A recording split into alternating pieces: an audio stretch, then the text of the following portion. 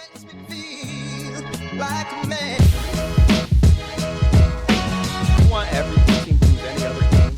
Hurry. Bailey Zappi just do another time. You know what? Wait. Time out. Are you kidding? That's what I'm I'm trying to drop a mic.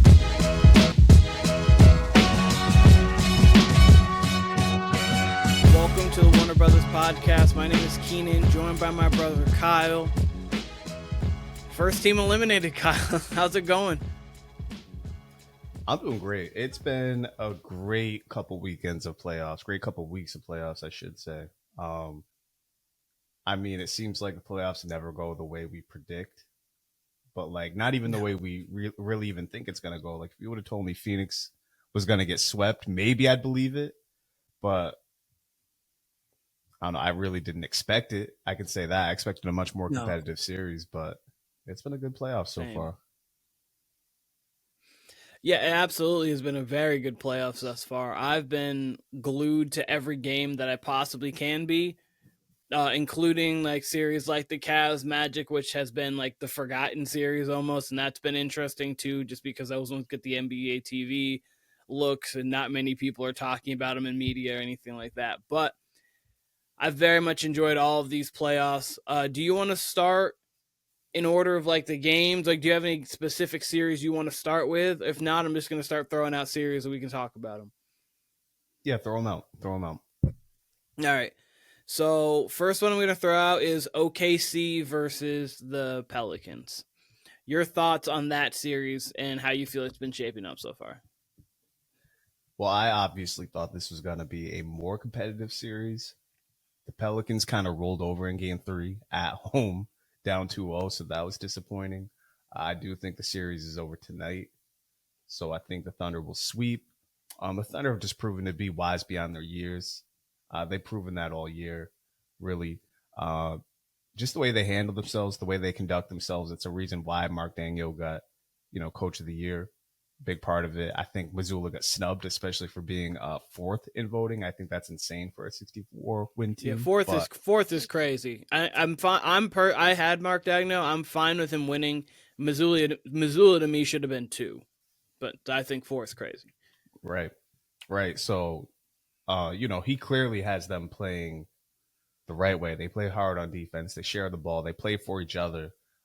So I mean, they're refreshing to watch. In that sense, I just expected a more competitive series. I wanted to at least push it to 5 or 6, and then maybe we get Zion talk, but it does not look like that's going to happen. Pelicans still a good team. Obviously, they can't stay out of their own way as far as just Zion. It's a matter of Zion staying healthy. And, we'll probably talk about it with the Clippers, too, because it just seems to be the same thing with Kawhi each and every single April and May. It's insane. But in the case of Zion, I mean, he played the most games he has in his career this year and happens to get injured in the play-in. That, they either would have won that game or coming close to winning that game or probably would have, beat the next team they would have played, it looks like, and that being the Kings. So, it's really unfortunate. But their future's bright as well. I mean, they were a playoff team this year, obviously. If you can keep Zion healthy, maybe you trade Brandon Ingram next year, they should be okay. But the Thunder, I mean, look, they're going to get they got the Clippers Mavs winner. So they're going to have their hands full with whoever they have in the next round. But I expect it to be a 6 or 7 game series at least. I feel like they'll be able to compete. I think they'll be able to push. They'll believe they can win. I'm not sure about that. That'll be matchup dependent. But hey, the Thunder are here. And all the young guys, all the young up and coming stars, they're officially here. They're officially here. You see that with Anthony Edwards. See that with SGA and so forth. So that whole new generation's here, man. And they're here to stay. So it's been an exciting play so far, though, for real. Absolutely. It's been exciting to watch. The Thunder have a lot of speed and versatility, and that's kind of what really led them to winning this series for the most part. Obviously, the series isn't over. We've got to win the 4th game, but we don't think their Pelicans are coming back from 3-0. So that's something they've won the series. They've basically made Jonas Valanciunas, they played him off the floor. Like game 1, it was 13 and 20. Big performance in game 1. He only played 12 minutes in game 3. So like It's just the speed of the Thunder, the fact that Chet can pull you away from the basket. It just makes it a very tough cover for bigs. So it's going to be interesting to see moving forward who they get. Like the Mavericks don't really have true bigs that you need to game plan for. We'll talk about them in a moment, how their bigs have been playing well over these last few games. And then Zubac, it's like, you don't really have to, you don't game plan for him. He's someone who can actually who can definitely affect a game for sure, but you don't build your entire offense or your defensive prowess around someone like that.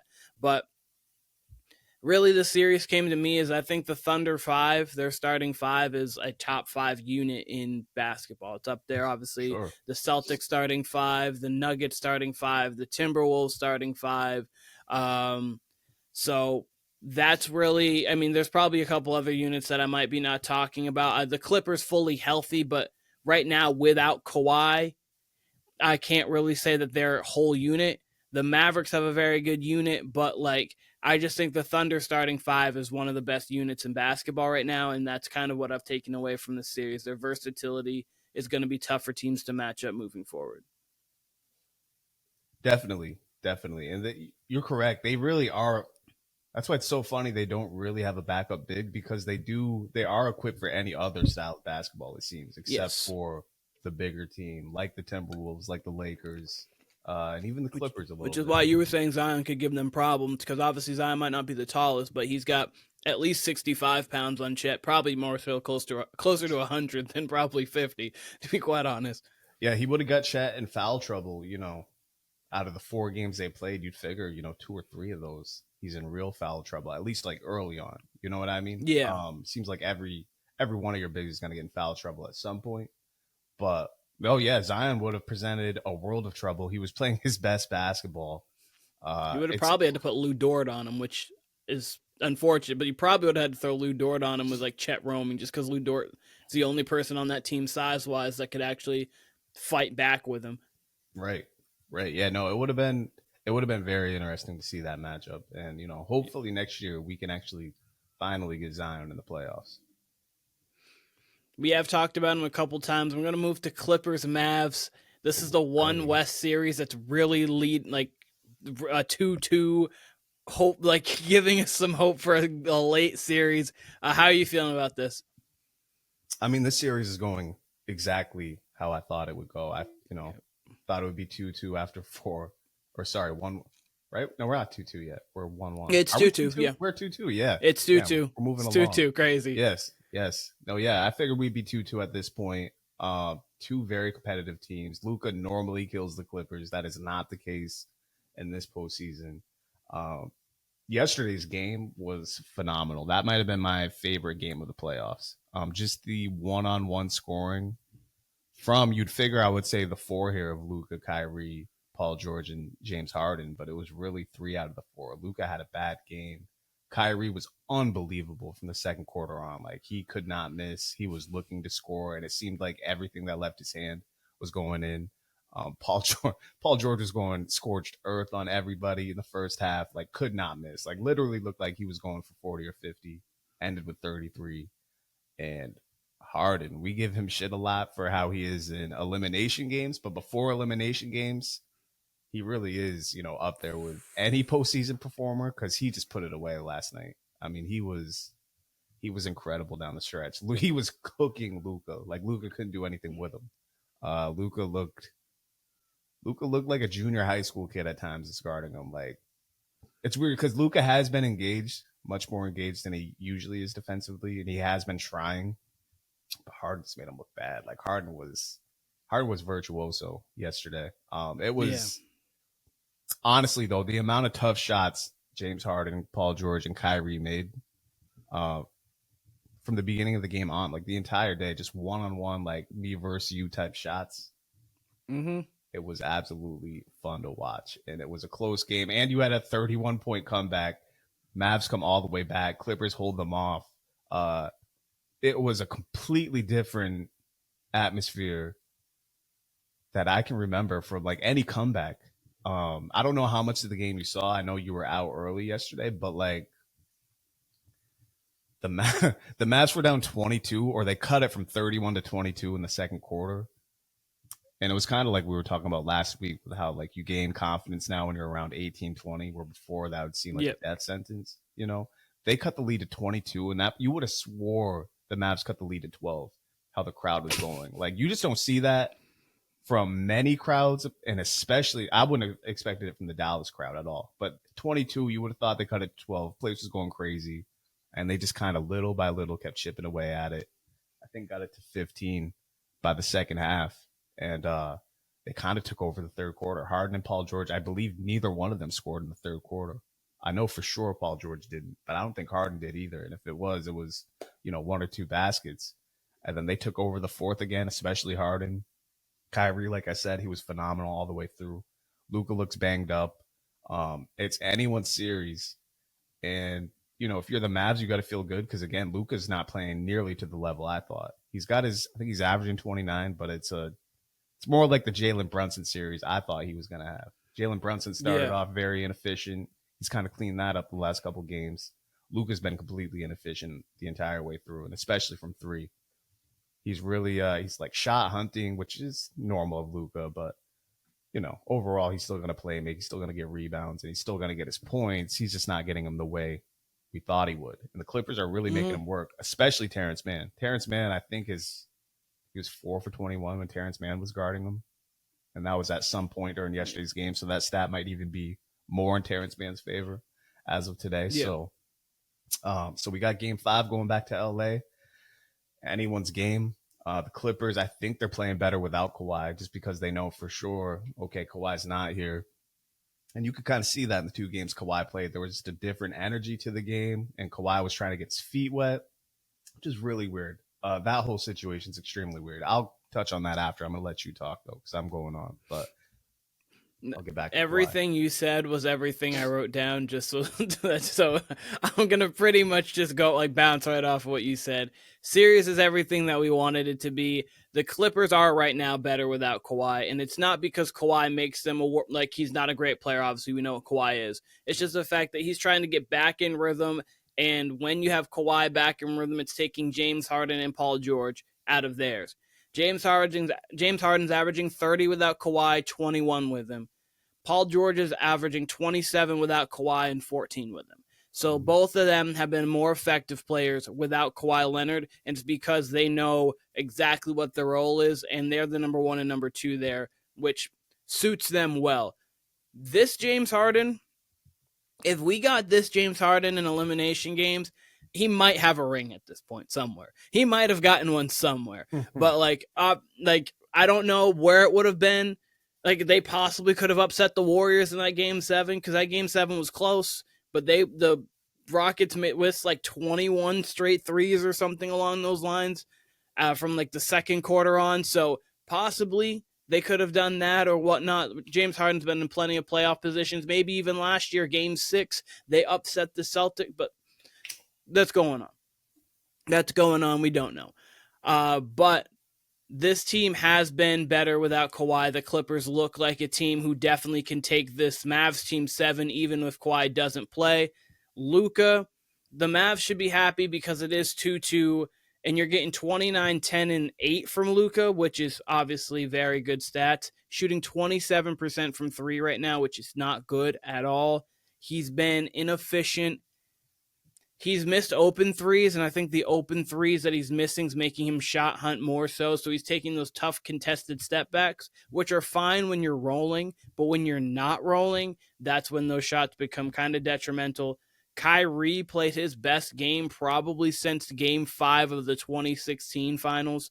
There's a few games. He had a 40-point game in between there. He's had some 38. So that's up for debate, but probably the best game since the 2016 finals Kyrie just played. He was amazing. That finish with 3 people there where he had to pull that's one of one. For being that under the basket and doing that's truly one of one. That's only a finish Kyrie's making. He was great.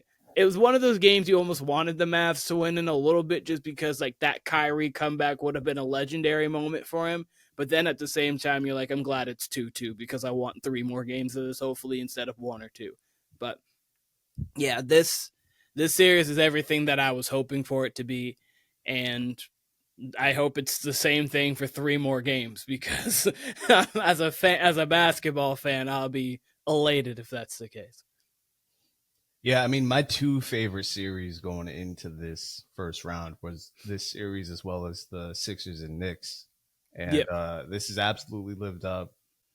I mean, it's really interesting. To get back to Kawhi, usually, like, this is literally, I'm not even exaggerating. If, you're a basketball fan watching this, this. I mean, this has been the case with Kawhi now several times where, he'll be moderately healthy in the postseason. At least, okay, let me just stick to the Clippers run where he will be as healthy as possible in the regular season. In this case, much like Zion, as healthy as he's ever been, I think he played plus 65 games. I think he got to 70 this year.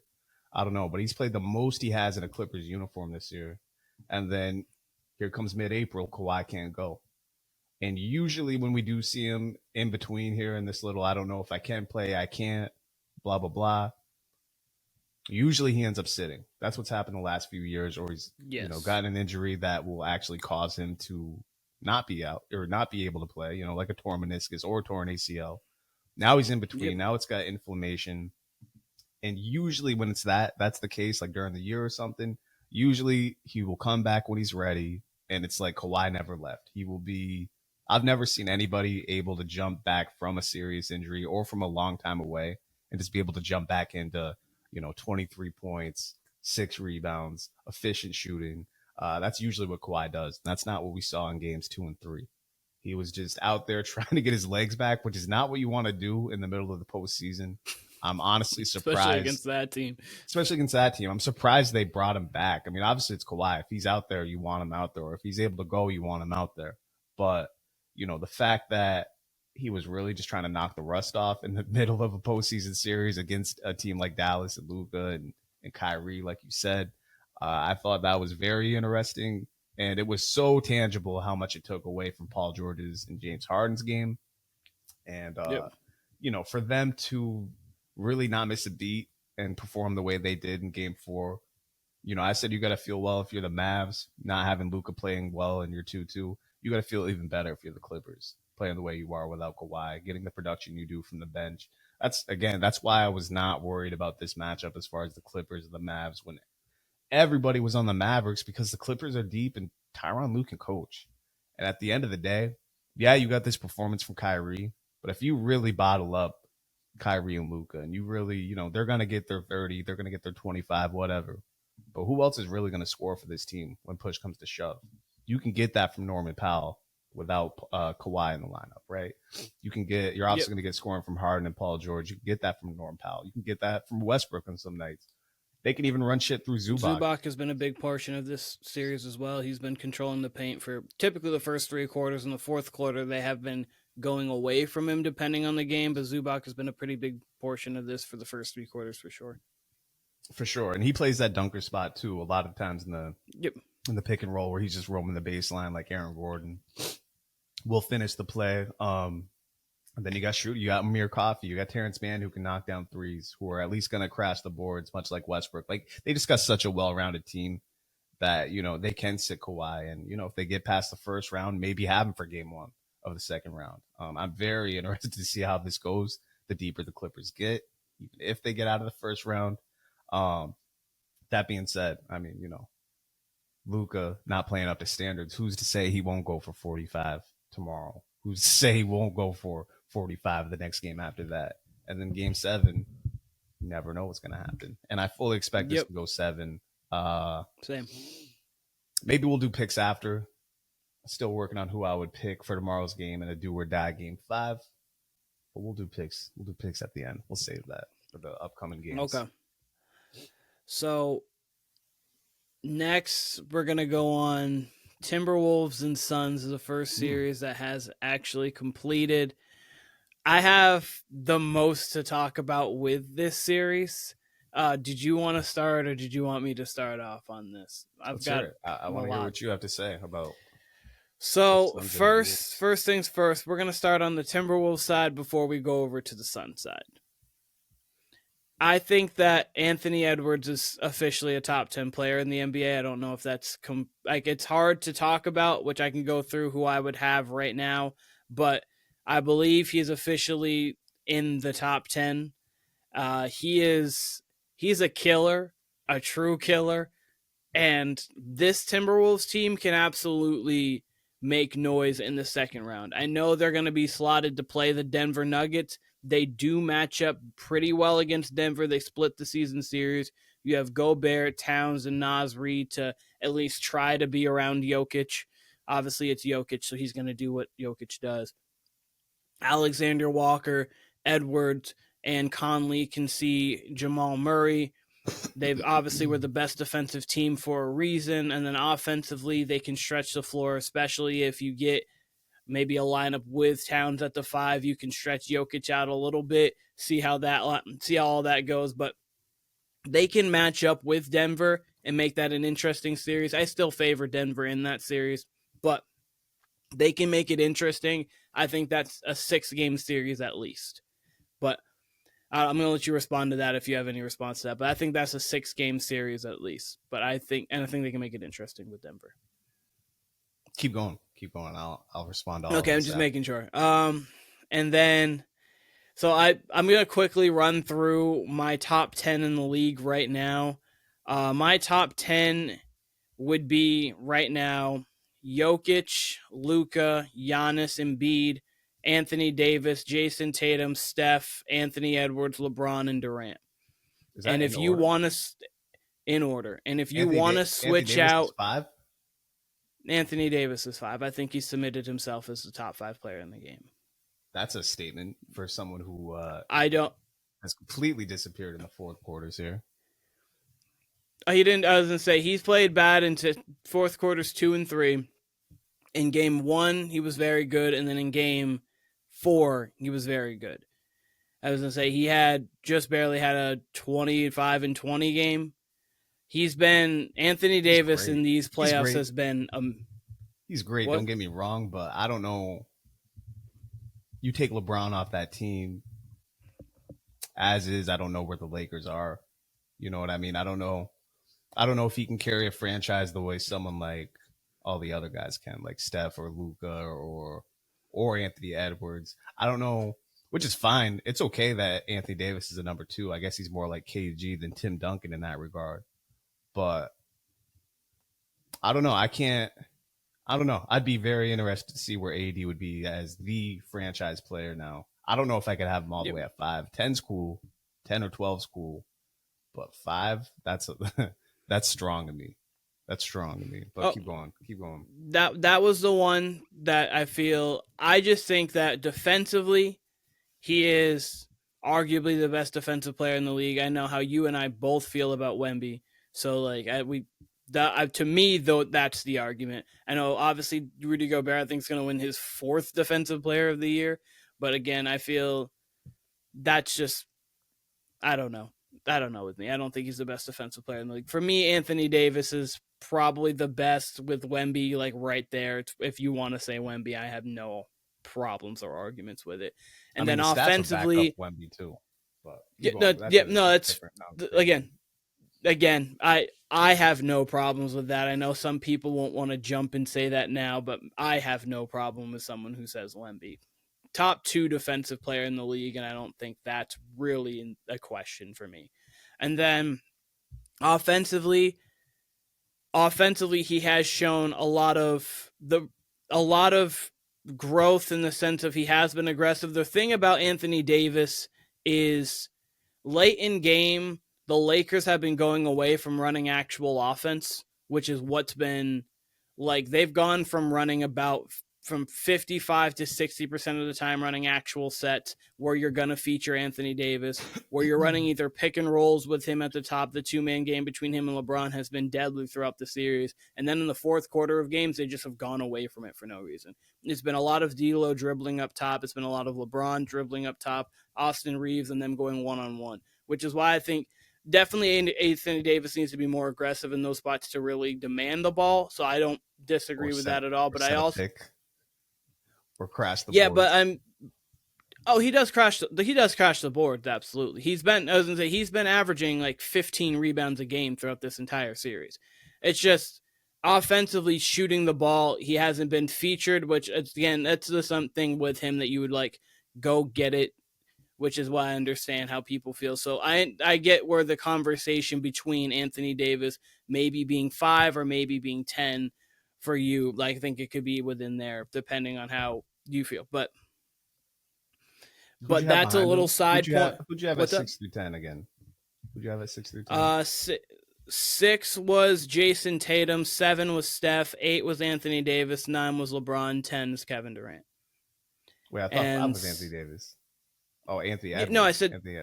You said Anthony. Yeah, Davis. sorry, I said Anthony Davis. 6 is Tatum, 7's Curry, 8 is Anthony Edwards, 9 is LeBron, 10's Durant. And if you want to talk me into someone like Jalen Brunson or Shea, I could listen to that in the top 10. Like that's to me, the top 4 are the top 4.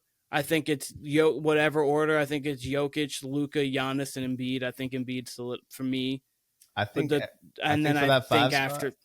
that 5 spot, I think SGA, Anthony Edwards, and Tatum would probably have the 3 best arguments over AD. AD's been playing phenomenal. Don't get me wrong, but I think even you were up here a couple of weeks ago talking about how you wanted much more from him. So I'm very surprised to hear that you haven't slotted at number 5 for me.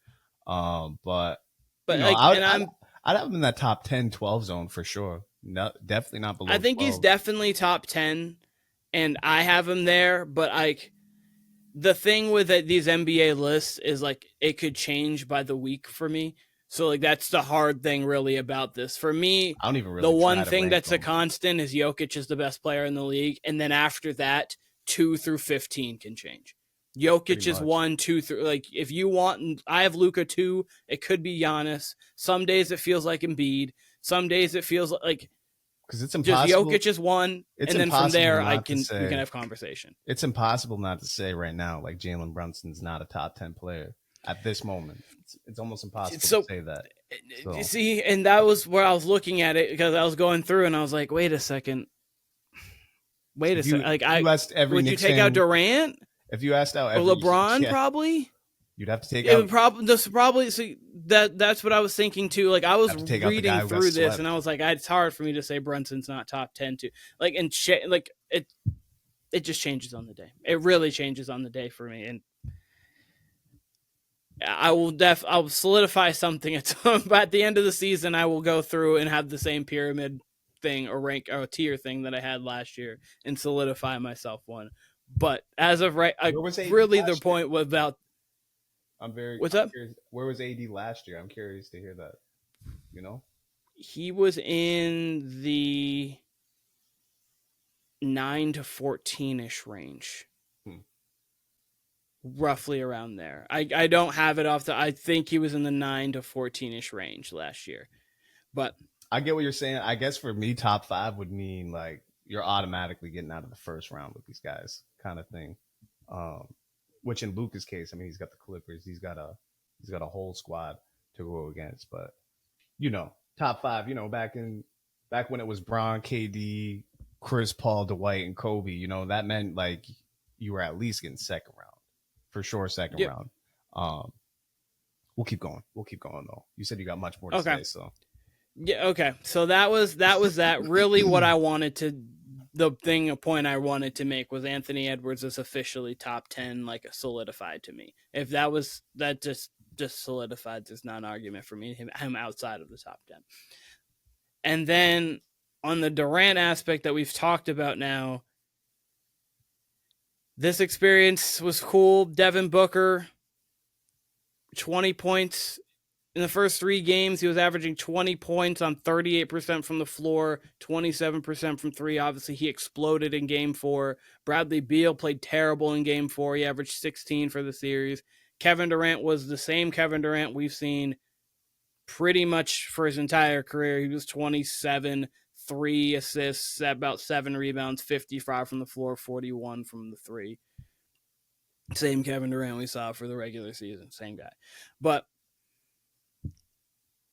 in 2018, if you would have told me that Kevin Durant was going to finish top 10, I would have probably been like, yeah. Like, if to me, he's probably around there roughly. And it's crazy to me that I feel now he's closer to Barkley than he is to Bird. And that's and I wouldn't have said that in 2018. That's the crazy thing. Like, that's just like his last 5 years have been, he was out with the Achilles 2019, 2020, 2020, 21. He lost in the semis to the Bucks Classic Series in Game 7. Then 22, got swept by Boston in round 1. 23, traded to Phoenix, lost to Denver in 6 in round 2. And then in this year, he was swept by the Timberwolves. The second time he's been swept in the first round in 3 years.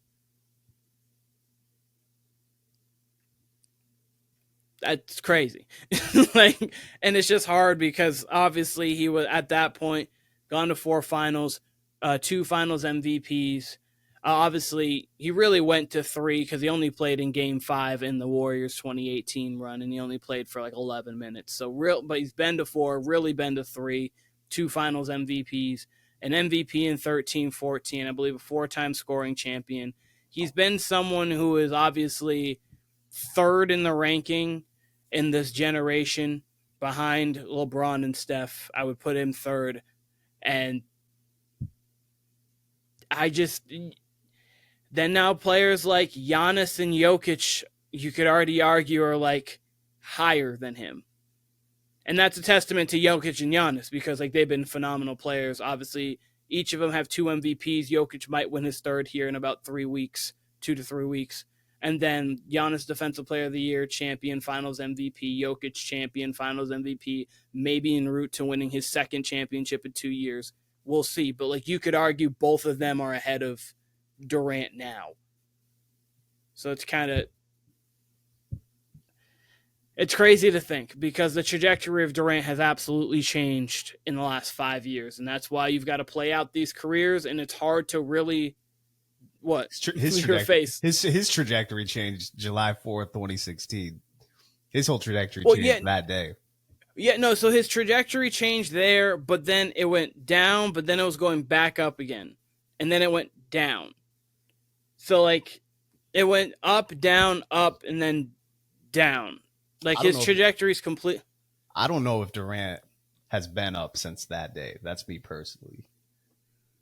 For me, it was because if he goes back to Golden State and they win 4 or 5, as we've talked about before, at that point, I think it just becomes they were too good together. And obviously, it's not like you rival him with someone like Magic. But then you could but just winning 5, say 3 Finals MVPs, and that like it just changes the conversation. Yeah, but, I mean, that's why after 18 it changes because he left. I've said it plenty of times. I mean, he's going to be the toughest to evaluate where he is historically once his career is done. And especially after this run, like you said, with the Nets and, now with the Suns and wherever he goes next. I don't know. I mean, you say we're talking a lot of legacies and accolades here. Look, he's just going to be incredibly difficult to evaluate. I know I just said that, but he really is just players to watch. He's on the short list for me. Like he's absolutely incredible to watch no matter what team he's on. It just seems like he has no clue how to pick teammates. It really seems like he approaches the NBA like AAU, truly. And I've said that about LeBron at times, but man, KD does not know how to pick them in the way LeBron does. Because, you go from Kyrie when Kyrie was at his most erratic off the court, and you pick James Harden, and James Harden wanted nothing to do with it, which looks like James Harden won altogether with the Brooklyn and the Philly thing. Because, I used to kill him for the trade request, and he looks 100% spot on for both. And then, then he picks Devin Booker and Bradley Beal. Really Devin Booker because Bradley Beal came on, late. And, I'll talk more about that. I'm going to keep letting you go. But, I thought there was a world where this team really could compete. I thought Vogel was the wrong coach from the beginning. I thought that was a weird pick. I would have loved to seen a coach like Mike D'Antoni with this team. I think there was, a ton of offensive talent here. They got a new owner, obviously, last year. And I think they've been making wrong moves since then. I mean, his first move was KD. They gave up a lot for him, whatever. Okay, there we go. But then you got DeAndre Ayton, who I just want to make clear here. He was the first pick. They picked him over Luka, right? And then you trade that person that you picked over Luka. All you get back for him is Yusuf Nurkic. That's why I was killing that trade. Like, people were telling me, like, no, that's a good trade. I'm sitting there thinking, like, he's a number 1 overall pick, and all you can get is, a role-playing center. At the most, your number 5, your starting center. At the least, he's an 8th man, probably. So I never loved that move. I never really loved the fit. But there'd be times, not only during this playoffs, Keenan, but during the season, where if you caught him on the right night, they looked unstoppable. And then if you caught him on another night, you'd be like, okay, how's this team going to defend anybody? How's this team going to, navigate when they can't play Nurkic? Who are they going to play at the 5? Then they got Royce O'Neal, and I really liked that pick. But it just never seemed like this team ever got a rhythm. It was very weird. I'm going to let you go because it sounds like you still have more, because I have much to say. No, that was pretty much it. I thought going into this last off season, it was like, okay, you've got Booker, you've got Durant. Ayton's a trade asset because, like, he really doesn't want to be there. Why would we get Bradley Beal? That makes no sense.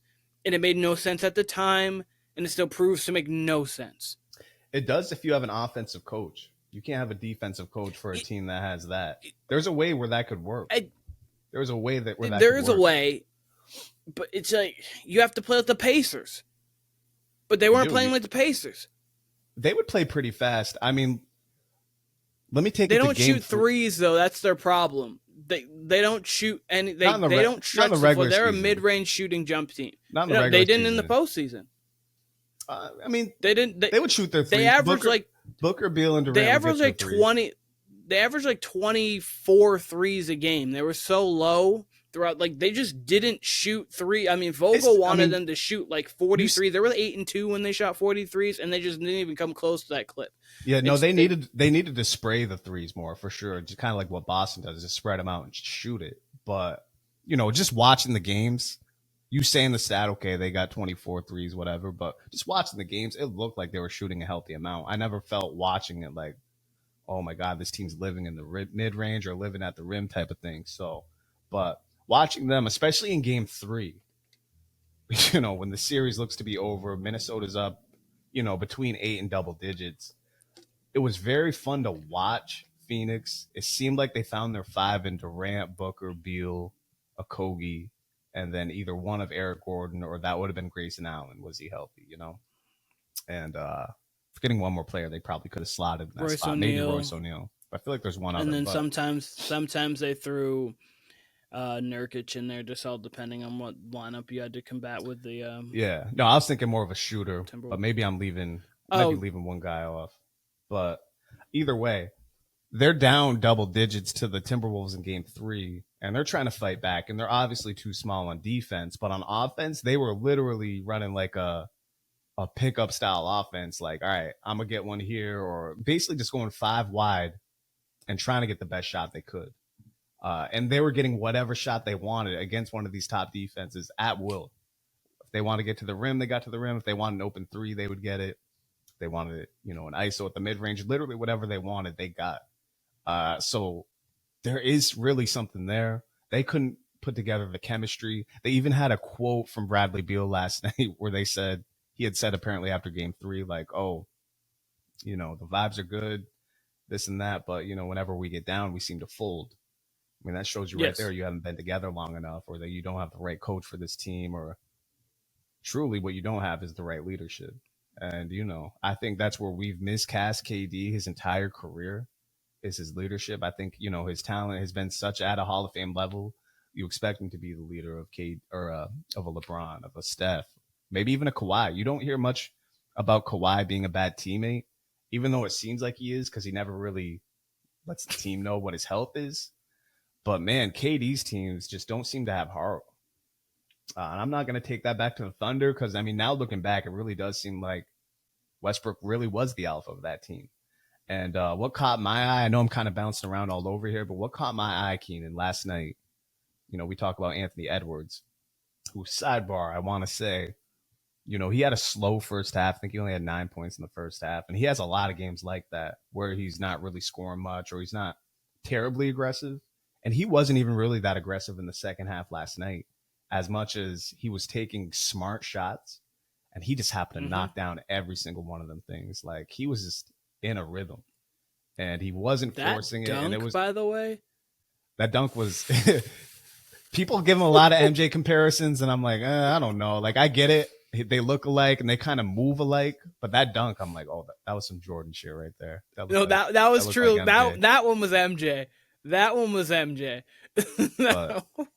No, I mean, Edwards, he's incredibly fun to watch. Obviously, he is one of the bright spots of the young stars in this league, and yes, the next generation's got it. The league is in great hands with the next generation.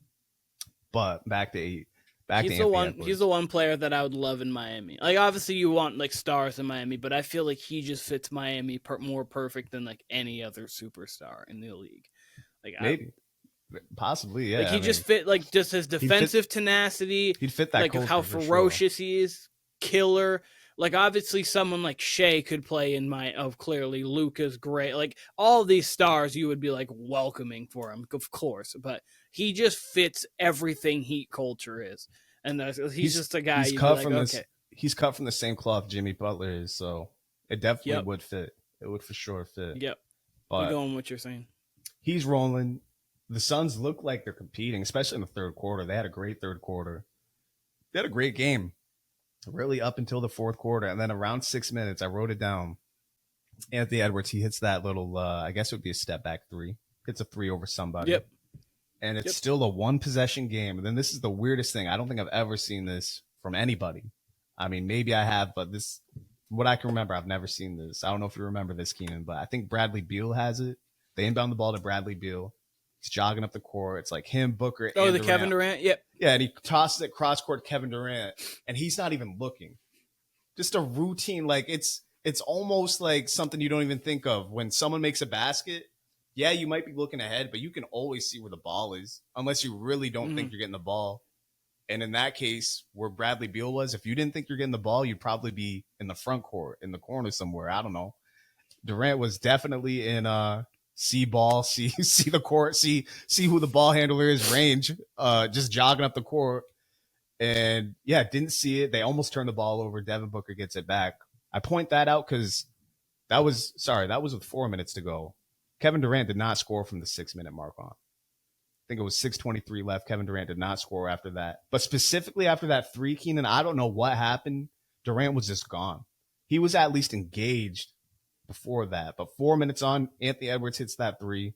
Durant, for whatever reason, his mind's just gone, not focused. Didn't see the ball there. They almost turned it over, whatever. But everything after that, Keenan, Durant just looked like on a different planet, and not in a good way compared to the rest of his team. Yeah, Bradley Beal didn't have the best series, and he had a terrible game 4, but Bradley Beal was competing his ass off the entire series. I'll give him that. I earned actually a new respect for Bradley Beal. We always knew he was a good offensive postseason performer, but he was giving his all just trying to check Ant too. Like, I really admire how Bradley Beal played despite the stats. And I really felt bad for him, you know, looking at how hard he was playing in the middle of a rough game. Thought that was a bullshit 6 foul they gave him too. Like, yeah, it was. You want to talk about stuff that shouldn't be called at the end of games? That was a tic-tac, just poke foul. And they kick him out on that. And I don't know what the hell that was from Durant, but truly from the 4 minute, from whenever that Ant 3 was on, I mean, I think he had to play with Mike Conley on him, and he almost like waited for the double to come so he could give it up. It really looked like what LeBron used to look like, pre-2012 in these clutch spots where he was on the court, but was he really type of thing, where he wouldn't just be the most fully engaged. And that was the weirdest moment I've seen from Durant in a long time on the court. And yeah, he was he coasted through the remainder of that game in an odd way. And he was playing like, a great game. He had 33. No, he was He was phenomenal. scoring through the He whole was entire game, and the last 6 minutes, he was just completely disengaged. checked out. I didn't He understand checked out, it. and it was very odd. But we've been on this series for a moment. But sorry, you go on. If you have one more point on it, I was gonna move on. No, yeah, I just wanted to, I would think that they fire Vogel. I think he would be the fall guy. Yeah, but just from KD's body language, I can't imagine KD's long for Phoenix. Like, I don't think he's ending his career in Phoenix. I'd be very surprised if KD is there the entire season, the upcoming season. I would be surprised if he's there the entirety of the 2025 season. In Golden State, I did call them. They're a match made in heaven. It makes sense. Last he thing I'll say, doesn't have to be the leader. That's Draymond. He doesn't have to be the closer. That's Steph. He gets to just go there and play basketball, and there would welcome him. Like, I just don't understand why he left. Just don't get it. I mean, he'd probably be the closer there, honestly. But no, he doesn't have to be. Like, no, he doesn't have. I mean, not that he has to be even in Phoenix, because Devin Booker's a guy who can take shots late, but like, he doesn't even have to be the closer there. Like, he can just go there and play basketball fluently and just go hoop and then go home. That's it. That's all he has to worry about. Just go hoop, go home. But all right, these rest of these series, some of these we can breeze through because there's not really much. I'm gonna go. Let's go to finish the West. Let's finish the West. Nuggets, Lakers. There's one thing I want to quickly say about this. I was sitting last night just, typing up some notes, watching some games. I had a weird deja vu moment. This isn't going to happen, but I had a weird deja vu moment, and then in my head, it went to a Game 7. I don't see it happening. I don't know why this was my deja vu moment, but like, I just like almost had this vivid memory of like the series going 7 for some reason. No idea what happened even in Game 7, but I just remember there being a Game 7. I hope, because that'd be fun. Do I think it's leaving Denver tonight? I don't. I'm not betting it. But the formula, I'm just going to give the formula if they're going to win this game, which I don't think they are. Let me just again, injure Jokic. That would be the formula. I'm trying to be leg when he falls. That's the only formula. Get Draymond and have him step on the chest of Jokic and maybe hurt him. But no, from a true basketball standpoint, if they're gonna win this game, it's a lot. But here's what's gotta happen: LeBron and AD need to combine for about 80 of the team's points, rebounds and assists wise. Like points and assists, they need to combine for about 80 points. This is one of those games. Essentially been doing that. No, there's more to it, but like they need to combine for 80 points accumulatively between points and assists. They need either D'Lo or Reeves to give them 16 plus. They need one person off their bench to give them 10 plus. And then hope that Denver's not shooting well from 3. Again, this is why they're not winning, because all of that has to happen, and they still some of that has happened. No, it has. Jamal Murray hasn't been. The thing about this series that's tough is the Lakers have led for like 3 times as many minutes as Denver. Jamal Murray hasn't been great. Jokic is Jokic. We just put him to the side because he's the biggest constant in the league. Just because how his game is, he's always going to be Jokic. Even on inefficient nights, he's still Jokic. Michael Porter Jr. has been playing very well for them. KCP has come and he's gone. Christian Brown off the bench has been pretty solid. Reggie Jackson's been But like this team has this third quarter, they've hung around enough. Whenever they get down 14, Jokic will go on a little 4-0 run himself, or he'll find open people, and they hit enough shots to stay within striking distance. Then game 1, they outscored them by 14 in the third. Game 2 was by 5, but they outscored them by 12 in the fourth. Game 3 they outscored them by 12 in the third. And then game 4, they only outscored them by 2, and it was an even game in the fourth, which is why the Lakers were able to come through. This game also needs to be an Anthony Davis-centric first half and a LeBron James-centric second half. But I don't think that's happening. the Lakers are going home in 5, but for some reason I had this deja vu moment. But this needs to be a 2-star game, and then game 6 needs to be a full team effort, and then you get to a game 7, and all bets are on the table. I mean, look, if Anthony Davis is top 5 and LeBron's top 10, this should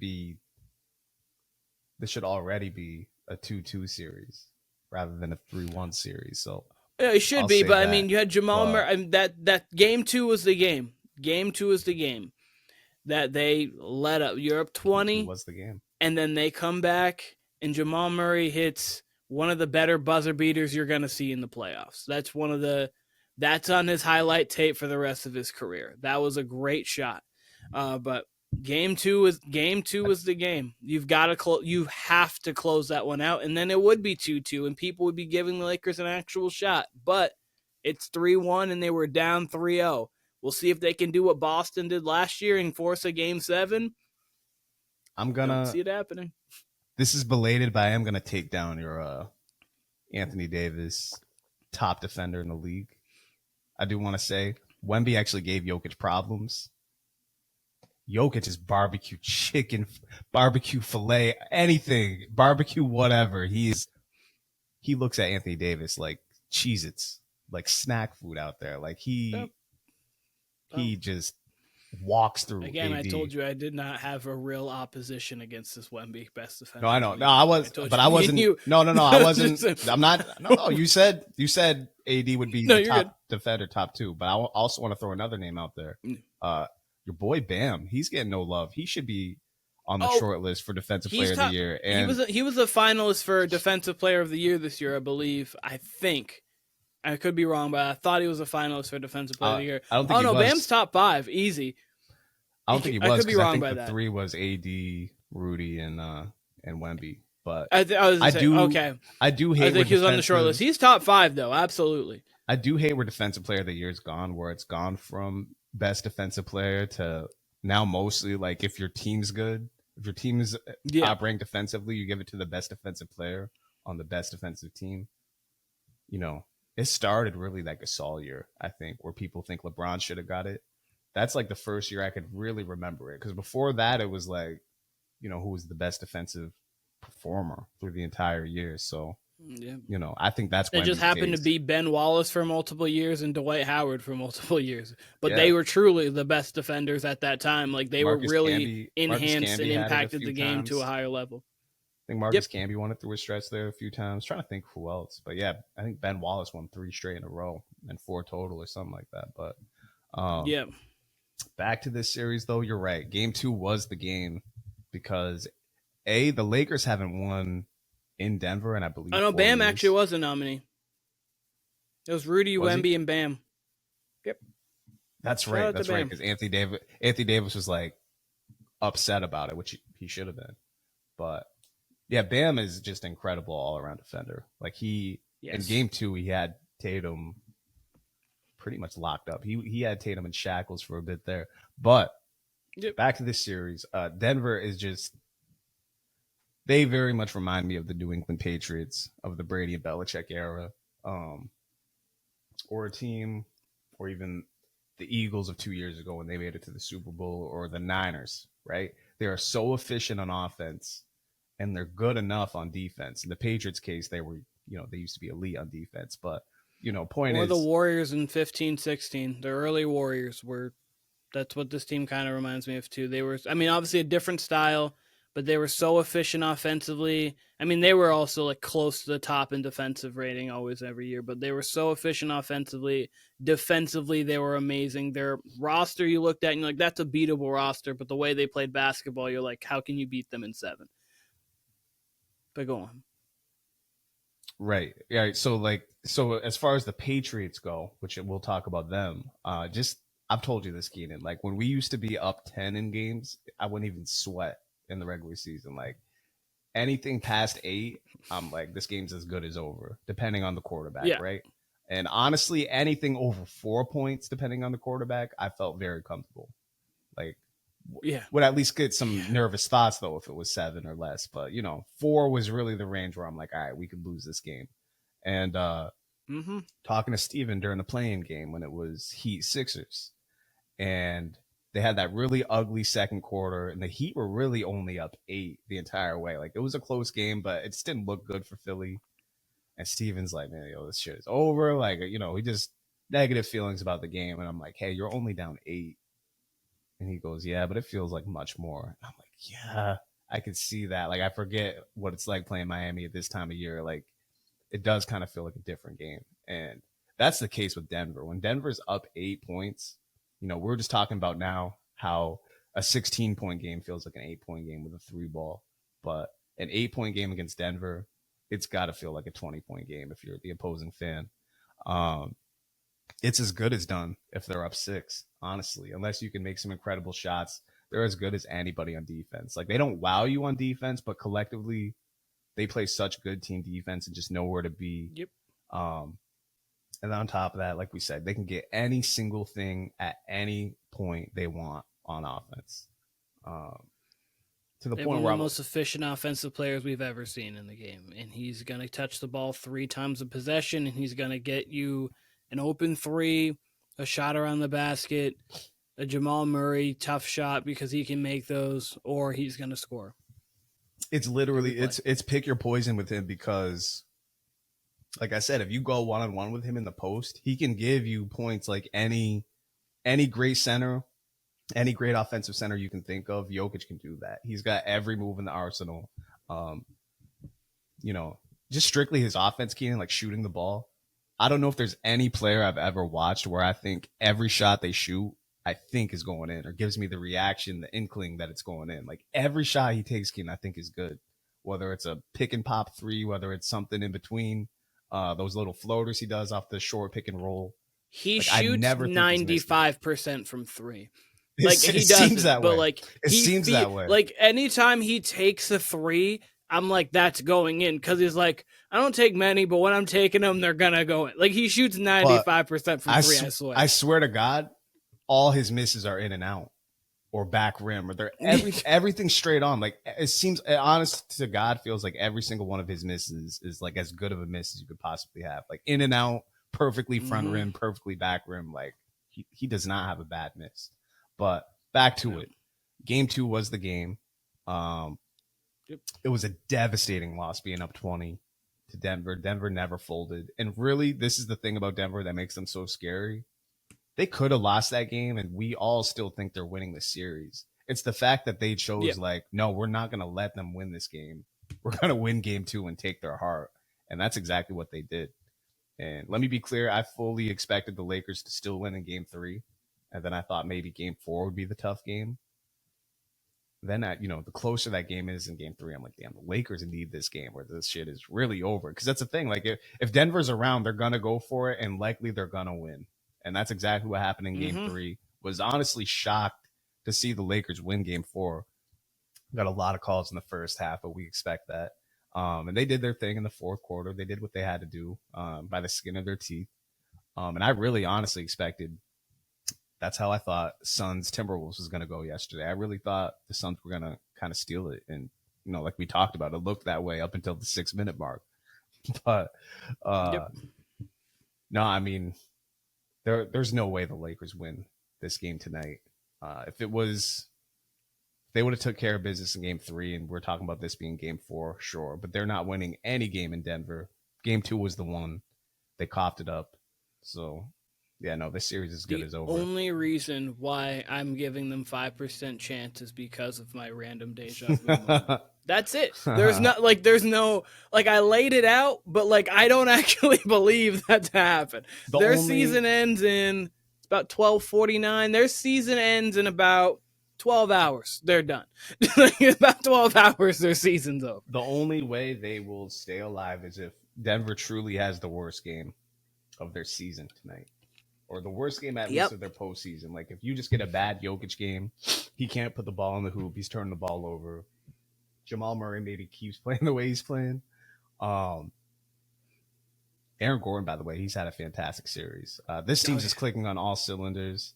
I do, just because we haven't touched on it, the play that stuck out the most to me, Keenan, for this Denver team, and it really encapsulates how they are as a team and how they approach, and just a championship team in general, was LeBron has that great steal in game 2 late against Jamal Murray. He like hops. Mm-hmm. I think he blitzes the pick and roll. He jumps and somehow still gets in the passing lane. Like he's close to Jamal Murray. Yep. Usually that ball gets past you. He still deflects it, gets a dunk.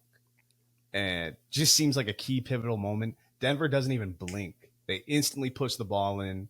Jokic, weirdly, he makes a wrong decision, which he usually doesn't, and tries to sell a foul with someone like reaching in on him. Tries to get 3 foul shots on a half-court play. But then to their credit, Aaron Gordon, instead of like looking for the foul or stop and play expecting the whistle, chases down the ball. Don't even know how they kept it in bounds. And he kicks it out for a 3 to Michael Porter Jr., who was playing out of his mind. Michael Porter Jr. in game 3 looked like every bit of the draft prospect he was supposed to be as far as a one-on-one scorer. Because the only question with him was health, and he's by and large stayed healthy, aside from 2 seasons ago when he missed for back surgery. Which is great. He's been incredible to watch and see him grow. I think next year is going to be a huge year for him, especially if he keeps building on this third postseason. option for that team. For sure. Perfect. For sure. And could eventually grow into the second option.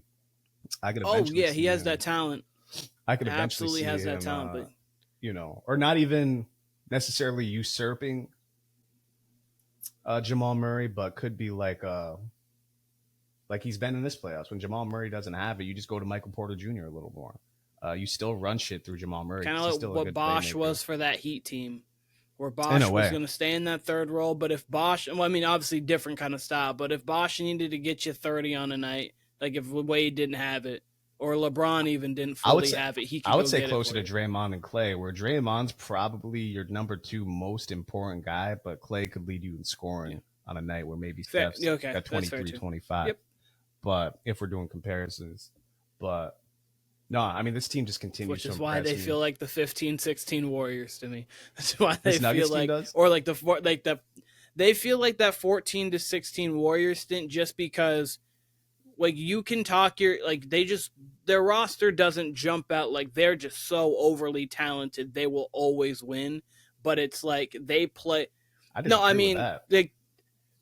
think their roster is very talented, but I also think that you have rosters that can compete with it. Like at that time, the Warriors, like when you're just talking paper name, like at the time you had the Warriors team, but then you had that Thunder team that you're like, that's Durant, that's Westbrook, that's a bot. Like they match up like in talent wise. But then when it comes to actually playing the game, you're like, oh wow, this team's just better. This team just plays such a great brand of basketball. That's what it feels like to me. They're perfectly constructed, right? But like to me, they remind me more of Duncan and Pop with their Spurs, how they play, with how unselfish and how inside out they play, and how patient they are, and how they just never panic. They remind me more of the Spurs in that regard. They don't remind me at all to the Warriors, because the Warriors were much more explosive, and the Warriors, to me, they felt like a deep team to me. They had Bogut, who I think he was a former Defensive Player of the Year, or at least a former. Oh yeah, there were strength in numbers. He was a former number 1 pick, and they had Iguodala, and they really did have a deep bench. Like they had Livingston coming off the bench, whereas I think this Denver team, Barbosa. I forgot about Barbosa. This Denver team, I think, is really like 7 deep. Like I really don't think, after Reggie Jackson, Christian Braun, and Reggie's here and there, then who's their swing guy they got? Holiday. Nah, he's not getting minutes. There's one other guy I feel like who's playing more. Is it Julian? Is that his name? Strother? Is that who I'm thinking of? I was gonna say, Holiday's been getting minutes in this series. Has he? I feel like he's not in their normal rotation compared to. Right now, minutes wise, it is Jokic, Murray, Gordon, Porter, Caldwell Pope, and then Peyton Watson, Christian Brown, Peyton Watson, Reggie Jackson, and then Holiday. They've been really the guys. So this team really only goes 7 deep, and it doesn't even matter because the other guys really just need to crash the boards, especially if Porter Jr. is making his shots. And the way Aaron Gordon's elevated his game, like that 4 right there, and Caldwell Pope, just their starting 5 has elevated so much. Jokic, we expect that from. Murray, again, Murray's not playing at his best, but he's not playing necessarily bad either. He's just not shooting the ball well. But Porter Jr., Aaron Gordon, and Caldwell Pope, they're raising their games to all three damn near like all-star level. And that's not an exaggeration. Like for sure, 2 out of the 3. Caldwell Pope, though, has raised his game to at least, I don't know, maybe a max starter level. Like he's playing out of his mind. So, I mean, he's improved just from his Lakers stint. And I would never have thought that. He was already a veteran at that point, and he's improved since then. So, you know, the fact that those 5 are playing at such a high level, it's going to give the T-Wolves a lot of problems. I think the T-Wolves are that's going to go 7. You talk about making noise. I think the Timberwolves have a real chance to win that series. I think that's going to be, compared to everyone else in the West, I think they're going to have the best shot at it. And that's regardless of the Mavericks, regardless of the Clippers, whoever comes out, whether it's the Mavs, Clippers, or Thunder coming out of the other side of the bracket. I think the T-Wolves are going to give them the best shot. They've got the size. They've got the defense. They can bother Jamal Murray.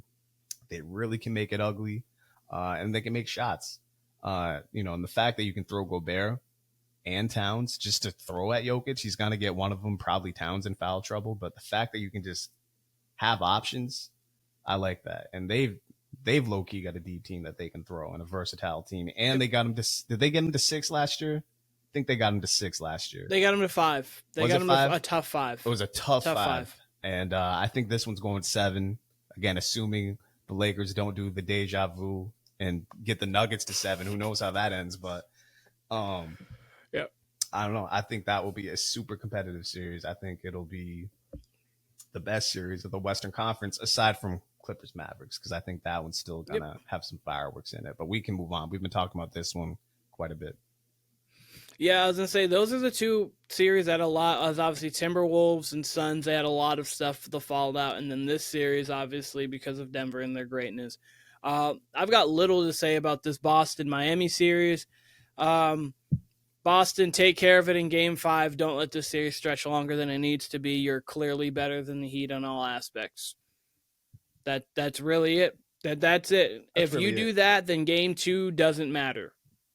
Because you expected Miami possibly to get 1, but the more minutes you play in this series, the more chance of injury. Obviously, Kristaps Porzingis is someone who can possibly go in and out just because his health history. But take care of this in 5. There is no need. You can absolutely do so. Don't play around. Just go do what you're supposed to do. The Heat did what they were supposed to do and got 1 game. That's it. That's all I have on this series. Yeah. I mean, you know, Boston did not play their best game in Game 2. They were just allowing the Heat to do whatever they wanted, and that's even just like bringing the ball up with Duncan Robinson. Like, it's why you got someone like Drew Holiday or Derek White there, is to pressure the hell out of the ball in situations like that. Like, that's literally raw meat to a pressure defender like Drew Holiday. So it's crazy to me. I think tonight's gonna be a fucking hockey game. I think Miami is gonna make it a disgusting game. It's going to be much like that playing game with Philly. They're going to zone you up. They're going to get away with a lot of fouls. They're going to ugly it up, and it's up for Boston to just overcome it. It'll probably be closer than what it needs to be, and Boston pulls away, but they really do just need to handle their business and get the hell out of there, because the longer the series goes, the more you're going to hear the could Jimmy Butler come back whispers. And, you know, if they just win this game, the series is over. But if somehow Miami does pull it out, which I just wouldn't rule it out, just because Miami is just – it's Miami. I don't know what the hell Miami Heat are, but they just seem to win these games you don't think they can win, or be in these games you don't think they should be in. So who knows? I do think Boston wins tonight, though. And, yeah, they just need to finish the job. What's the next series? No, I absolutely agree with that 100%. I think Boston wins tonight. Next series, we'll go right down the line. Cavs Magic. I think this series has the potential to go 7. Since Game 1, Donovan Mitchell hasn't been great.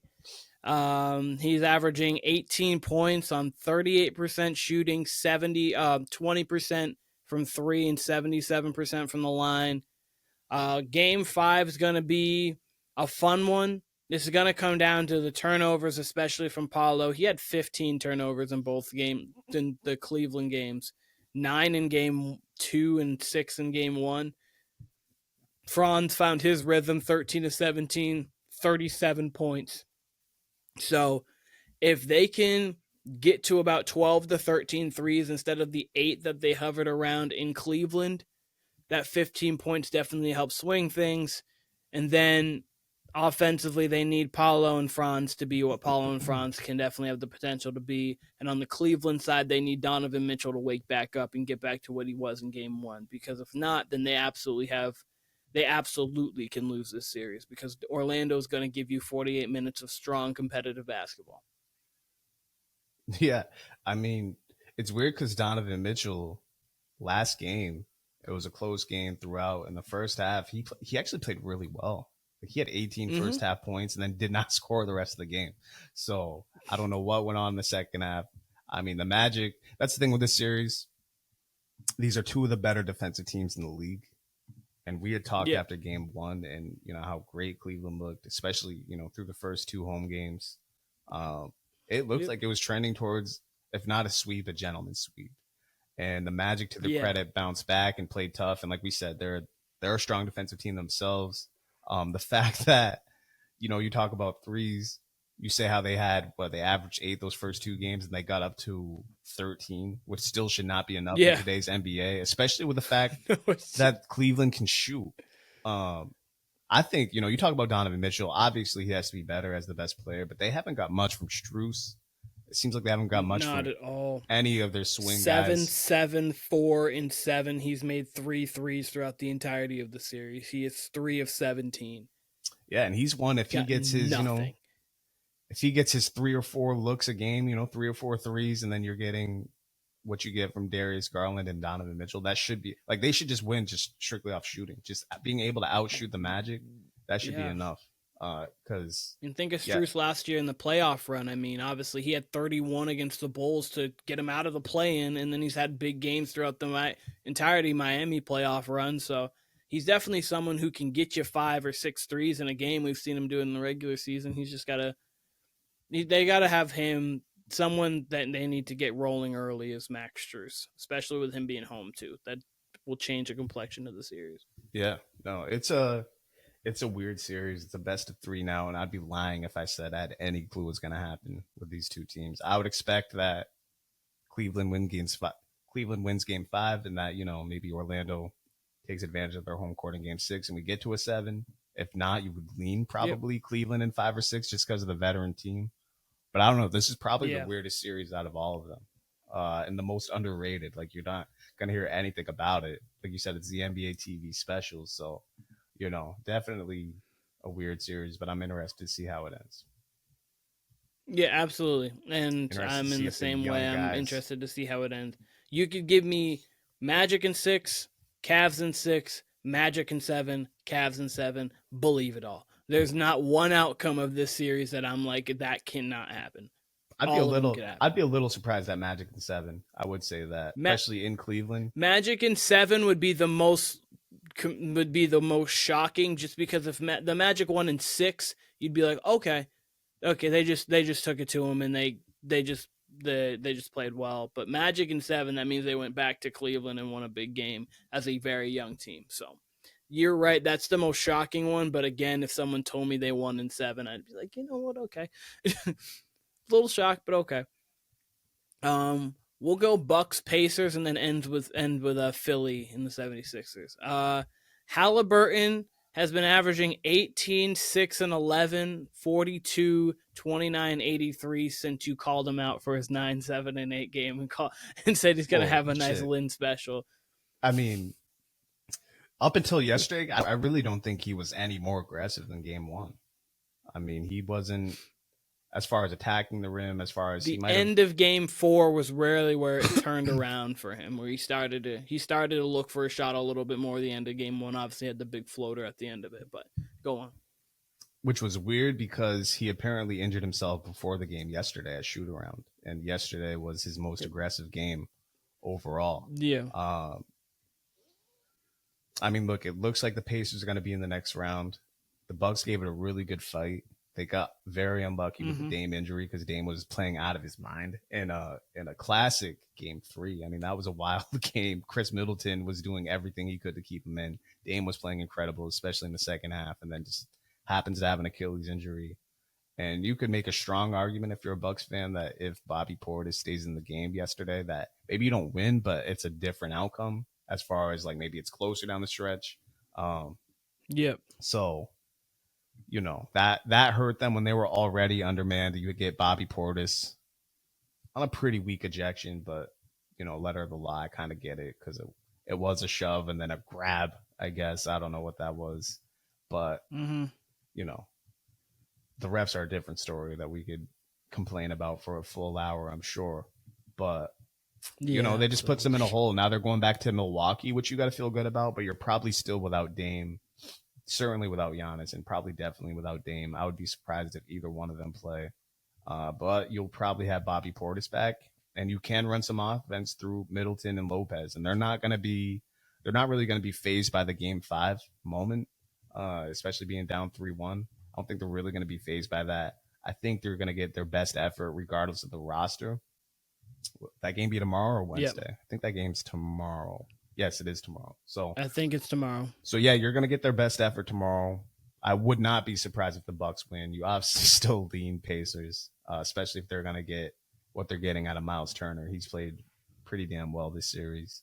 And, you know, Siakam, for the most part, has had a really good series. He got a bum-ass technical yesterday. I don't know if you saw it. He literally, all he did was stare down. I think it was Bobby Portis. But he dunked, he stared him down, didn't say anything. They teed him up. And then I think they teed up, Portis or someone. It was probably Portis on the other end, just for like talk. No, it was Pat Bev. Pat Bev like did the too small thing and they teed him up. Yeah, Pat Bev just did the too small. Didn't do it even in his face. He just did the too small. And then he was going to do it on the next possession because he had another big play. And then like he had to pull his hand away because he was like, well, this ref's going to call me for it. It's like, okay, what are we doing? Yeah, these are some JV ass refs, some high school, college ass refs. But yeah, I don't think necessarily the series is over. If you somehow get it to 6, I don't know what that means for Dame or Giannis. You know, I said before I would expect Giannis to miss the entire series. And I would still feel that way, especially if he's not playing tomorrow. Because if there was ever an emergency situation, it's 3-1 at home, down 3-1 at home. I think Dame's closer to playing than Giannis, so there's a chance you see Dame in Game 5, and if they get it to Game 6, there's a chance you see Giannis. Yeah, I think that's from what I've listened to and read, that's what the outlook would be. I also have no confidence in that. I would be shocked. The Dame 5, I do. This Giannis 6, I don't. Yeah, I would be shocked if Dame played tomorrow. I could see, if they somehow get it to 6, I could see Dame. Wait, yeah, if they got it to 6, I could see Dame playing, and 7, maybe Giannis. Yeah. But tomorrow, no. I think they could win. They really could if they slowed the game down and were able to compete defensively. The refs will give them some rope. So that's good for Bev. Bev can just get out there and foul people, and they won't call stuff consistently. Yeah. And if you can get another performance like you did from Brook Lopez yesterday, which he's built for that. Like him and Middleton play at their own pace to where it's not going to overwhelm them to carry an offensive load. You know what I mean? No. You can give it to Brook Lopez in the low post. You can do some pick and pop with him. Middleton is still a very good one-on-one player. If you can just get shooting and rebound and everything else from the other guys and maybe just slow the Pacers down a little bit, you should be okay. But we'll see. That's a very interesting series. That's been a really good series. I know it's 3-1, so it seems uncompetitive, but those games have really all been competitive and, just completely unlucky if you're Milwaukee with the Dame injury. And, of course, obviously Giannis before the postseason getting injured. So just unlucky for them. And Middleton, he's been not near 100% and still out there battling it out. So, injury bug for them, unfortunately. But props to the Pacers as well, because they're definitely doing their thing and they up the pace and they're playing closer to the regular season form, obviously, than Game 1. So, yeah, for sure. In Game 1, they scored, I believe it was 94-ish, roughly around there. They were in the low 90s.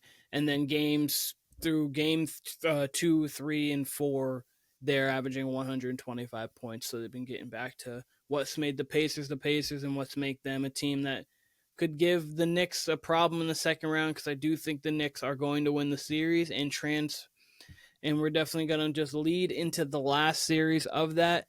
Jalen Brunson went home. He went back to college town. He was like, you know what? I used to play few minutes down the road and let me go put up 43 and 11 on 51% shooting, 33 from the 3-point line, and 83 from the free throw line. He has been phenomenal. He, after a game 1 and game 2, 23 points on 29% shooting. He was 8 of 26 and 8 of 29 and 1 and 2. I was like, ugh. Okay, Brunson's definitely getting affected by the defense there, but then he was like, you know what, I'm still him for real. And I'm just going to come back out here and do what I need to do. Obviously, Embiid dropped a 50 spot in game 3. He would play, so that's the best you'll probably see Embiid, obviously, in these playoffs. But unfortunately, I don't know if this series, I don't know how far deep the series goes. I think 6. It's tough. I think it's probably 5 because I think if it gets to 6, then the Sixers can make it 7. Because I do think the Sixers at home with Kyle Lowry, Nick Batum, obviously as your veterans. Maxey has been playing a good series. He didn't have the most efficient game yesterday, but had ended with 23 still. They're going to need Embiid and Maxey to combine for about 75 if they're going to go win this game in New York. It's going to be a very tough one. I don't even think they need that. I don't even think they need that. I mean, you don't? No, I think they need to box out that their fourth quarter effort on the. I think they need to play fundamental basketball. That's it. I mean, they've played with the Knicks or even outplayed the Knicks in those first 2 games. Game 3, obviously, Embiid goes off for 50. They could have lost that game too, but it's been an incredibly competitive series. It mirrored a lot of that Phoenix Minnesota game yesterday because the third quarter, they played very well. I think Embiid had 12 third-quarter points. He was getting to the line a lot. He was aggressive. Maxey was getting to his spots. He was getting some open threes. And then the fourth quarter, they stopped moving the ball on offense. And I don't think Embiid scored at all until maybe late in the fourth, like last minute in the fourth. He had a wide open jump shot that would have cut the game to a 1-possession game and then decided to go for the foul. That was interesting. But he was not involved in their offense at all. He was letting Maxey just dribble the ball around. He was just sitting in the corner, much like AD has been in these fourth quarters. That's why, I don't know. Yeah, maybe the offense isn't running through you, but you can still get your ass on the block and call for the ball when you're a big guy like AD, like Embiid. So, that's why I really am still baffled by this AD top 5 thing. That's crazy to me because he's just been disappearing. He was better in the last 4 quarters, though. I'll give you that too. But Embiid yesterday was so disappointing, and the Sixers as a whole were disappointing. I mean, I've said this on here. Yeah, I'm rooting for a 7-game series in any event. So if someone's down 3-0, I'm rooting for that team down 3-0 or down 3-1. I just want to see as much basketball as possible because we only got 2 more months of this shit. So good thing the Olympics is this year. Yeah, right. True. Exactly. And we get the WNBA too. But yesterday I'm rooting for the Sixers, and they seem in control going into the fourth. Like they're exactly where you want them to be. And the Knicks just took it to another level, and they could not get a rebound. I've never seen the Knicks. First, I'm gonna get my Charles Barkley and interrupt myself, but there was a play in the Bucks Pacers game last game where I think it was Nembhard got 4 or 5 offensive rebounds on 1 possession. And the possession lasted a minute and a half because the ball went out of bounds in between 2. But that just reminded me of this because that's how the Knicks were rebounding the ball yesterday. It seemed like they must have got close to 10 offensive boards in that fourth quarter. They must have because Embiid wasn't boxing out. Nobody was boxing out. And that was really, honestly, that was the turning point. You get extra possessions for Brunson, and Brunson was doing his thing. I mean, he was getting to the mid-range, doing whatever he wanted. They didn't send 2 to him hardly ever in that fourth, which kind of surprised me. They were really letting him just do what he wanted.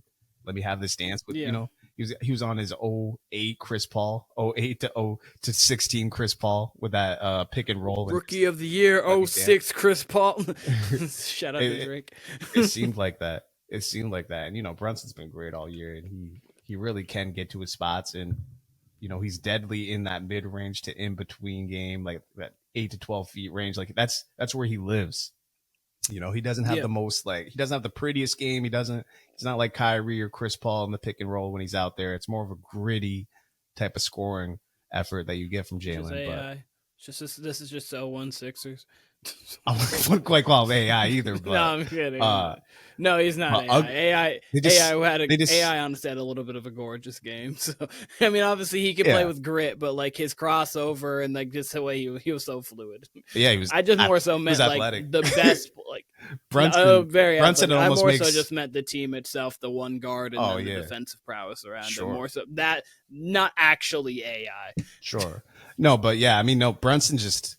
There's so many times where it just does not look like he's athletic enough to get a shot off, and he'll still get a high arcing mid range jumper that goes in, or a gritty floater where he's falling that he'll bank off his left, and it just seems like he gets fouled a ton.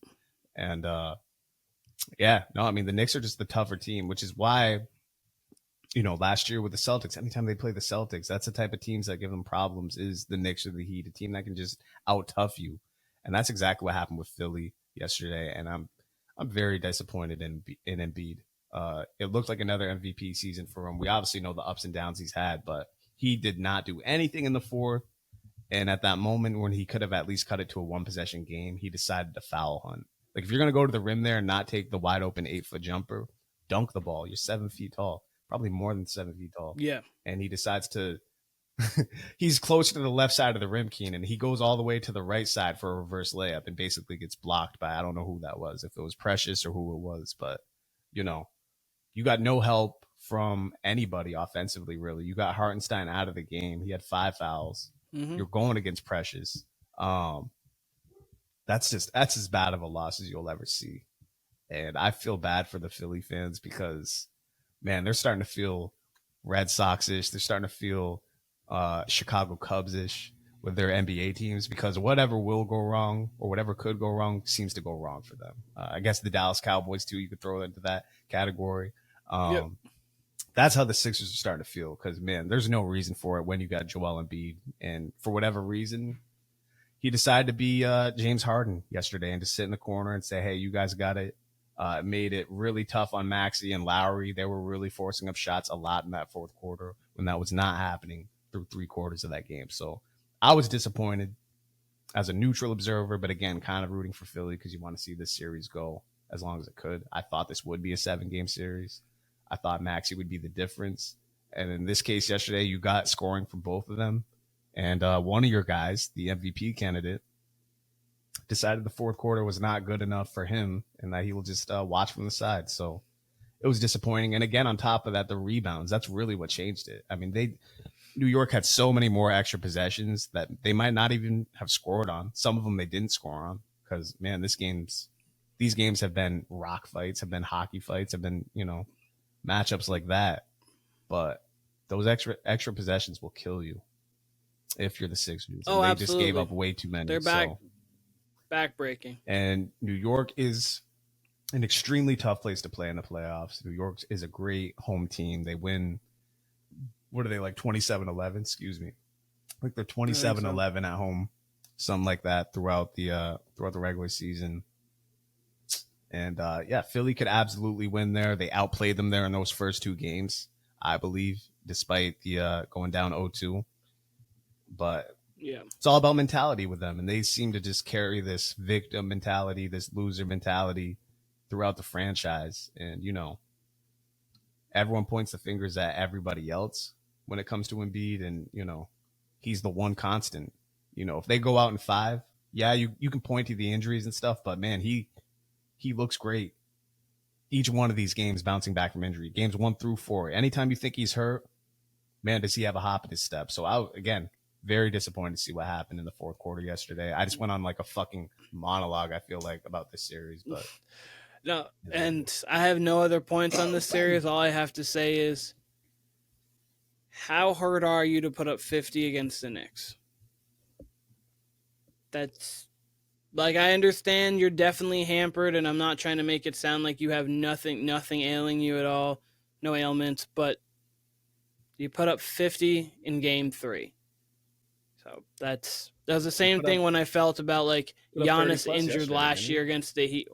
What? He put up 30 plus yesterday too, didn't he? 27, 7 of 19 from the floor.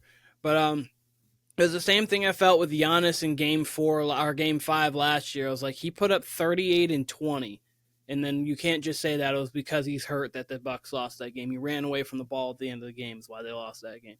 But, okay.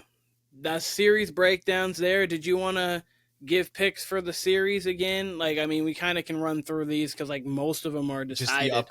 Just the upcoming games. I mean, give me the ones that are necessary. Yeah, I was gonna say I'll run through all of them and just say, like, Thunder probably winning in 4. Clippers, Mavs, Game 5. Do you have Mavs or do you have the Clippers winning Game 5? It's tough. It's extremely tough. I'm going to lean home team. We'll go home team. I actually think the Mavs win Game 5, and then we see the grit of Harden and Paul George in Game 6 and then Game 7. I'm going Mavs because that was my pick, but we're going to just see what Game 7 goes. But I actually think the road teams win these next 2. You're going to need a big Luka game tomorrow if that's the case. Like, he's actually going to come out of his shell. Again, not that he's trying to not shoot himself. He needs 40. But he needs a consistent game where he's seeing shots fall all throughout the game because that 3-point shot is just not falling for him at all. But yeah, if he can get 35, like a clean 35 to 40, they should win that game. But It's gonna be tough. Clippers absolutely. And if the Clippers win that, I think it's going 7. So it's either the 2 home teams win or the 2 road teams win. Whatever it is, they're going 7. Reverse. I'm going reverse. So I'm going home. Clippers got Game 5. Okay. Mavs got Game 6. And Game 7, and anything can happen. Lakers, Nuggets. I'm going. going. Sweet. I have 1% faith. I'm going with my deja vu. Lakers getting it to 7. If I had to actually bet it, I think the Nuggets are going to win this game. We're going just deja vu because I hope so. I really hope that we get a Game 7 in this. Would be great. But I don't think you can go losing 11 straight and then win 4 in a row, or at least 3 in a row. So I got the Nuggets winning this one.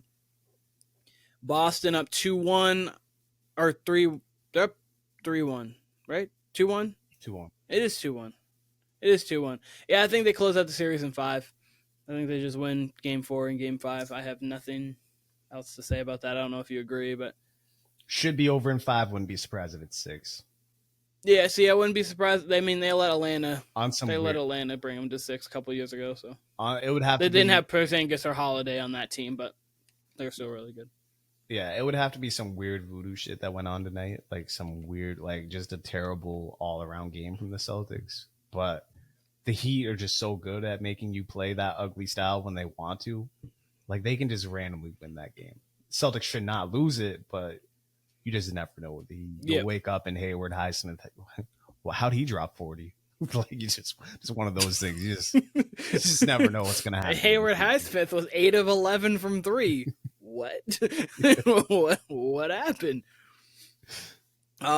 So then we got Cleveland and Orlando. I actually have home. I'm gonna go home there as well. You going home? Cleveland Game 5. Yeah, Magic Game 6.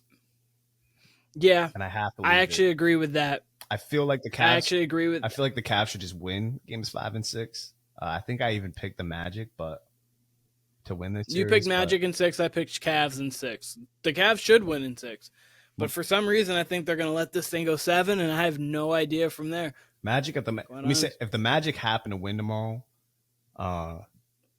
it's over. It very well could be them in 6 because the Cavs should not allow them to win on their home floor, but Cavs should win tomorrow. No. This should at least be 3-2 in Cavs' favor going back to Orlando. But Milwaukee, Indiana.